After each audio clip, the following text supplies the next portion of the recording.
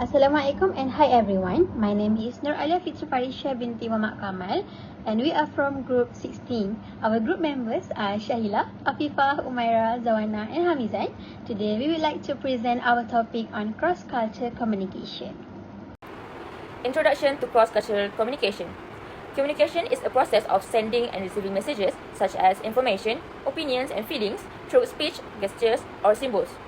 Communication can also be described as something dynamic and changing according to the situation or circumstance.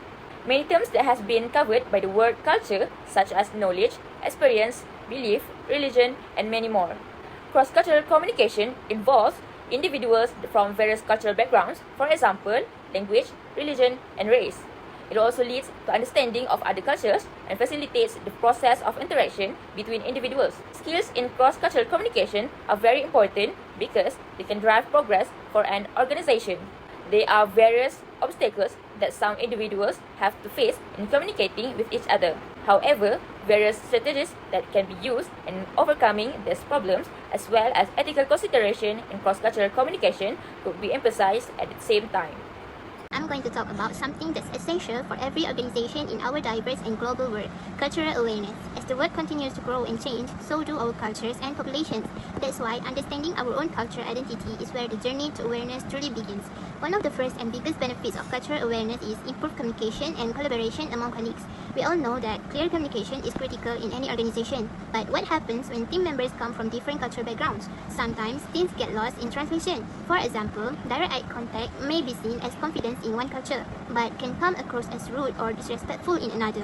Through cultural awareness, we can better understand each other's gestures, values, and communication styles without unintentionally offending anyone. Cultural awareness also helps create a positive and inclusive workplace. When organizations value cross-cultural understanding, employees feel seen, respected, and accepted for who they truly are. This leads to a more open, friendly, and supportive work environment where people genuinely enjoy working together. And when that happens, overall productivity and teamwork naturally improve. Another huge benefit is in resolving conflicts more thoughtfully and effectively. But when people come from different cultures, those conflicts can become more complex. For instance, one person might think they are being honest and straightforward, while someone else might interpret that as being too blunt. Hello everyone, today I will talk about the common barriers to cross-cultural communication and how we can overcome them. Let's begin with the barriers. First, language differences. When people don't speak the same language or have different level of fluency, it's hard to communicate. Even if everyone speaks English, there can still be misunderstandings because of different slang, pronunciation or grammar. Second, non-verbal communication. Body language, gesture, and eye contact can mean different things in different cultures. A friendly gesture in one culture might be rude in another culture. Third, ethnocentrism. This is when someone believes their way of thinking or behaving is the only correct way. Let's look at how we can overcome these barriers. First, practice active listening. This means really paying attention, not interrupting and asking questions to make sure you understand. It builds trust and stronger relationship. Second, be mindful of language. Use simple and clear words, avoid slang or idioms. To conclude, good cross-cultural communication is very important in today's world. In our increasingly globalized world, we interact with people from diverse backgrounds. To communicate effectively, we must first understand the cultural values and norms of others.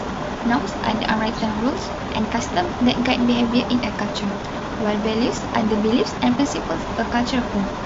If we ignore or misunderstand this, we risk communication and even causing offense. Another key point is sensitivity in speech. Idioms, jokes, or metaphors that make sense in one language may not translate well in another. They can lead to confusion or misinterpretation.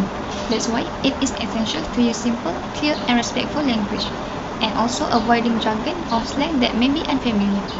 Ethical cross-cultural communication isn't just about avoiding mistakes, but it's about showing respect, building trust, and truly connecting with others. Now, let's look at a real-world example of cross-culture adaptation, McDonald's in India. First, they face several cultural challenges. India has a large Hindu and Muslim population, so beef and pork are not acceptable. Also, many Indians are vegetarians, and there's a strong preference for spicy and locally flavored food. To adapt, McDonald's made smart menu changes. They removed beef and pork and introduced local favorite like the McAloo Tikki, which is a spicy potato burger, and the chicken Maharaja Mac. In religious areas, they even opened fully vegetarian outlets. Respectful operational changes were also made. They created separate cooking areas for vegetarians and non-vegetarian items, used color-coded packaging to prevent mix-ups, and trained their staff for better cultural sensitivity. Their advertisements also focused on Indian family values and traditions. As a result, McDonald's earned customer trust, built strong brand loyalty, and today it is a rapidly growing brand in India. A few things I forgot to mention. Let me make a toast. He shouldn't have had that second glass when everyone else had had only half an inch just for taste. Shrimp. My favorite. He should have taken only a small spoonful of the best dish until everyone had had a helping.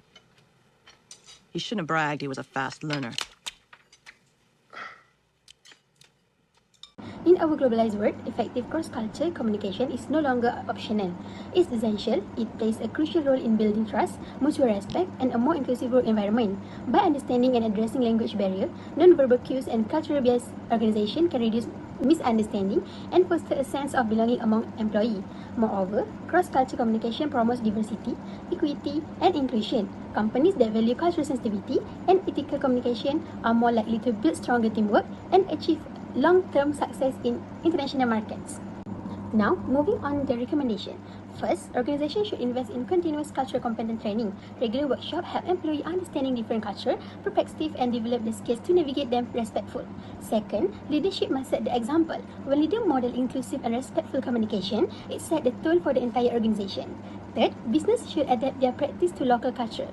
A great example is McDonald's in India, where they fully integrated local preference and tradition into their operation.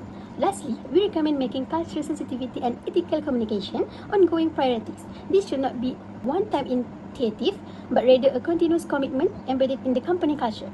To conclude, embracing cross-cultural communication isn't just the right thing to do, it's a smart strategy for global success.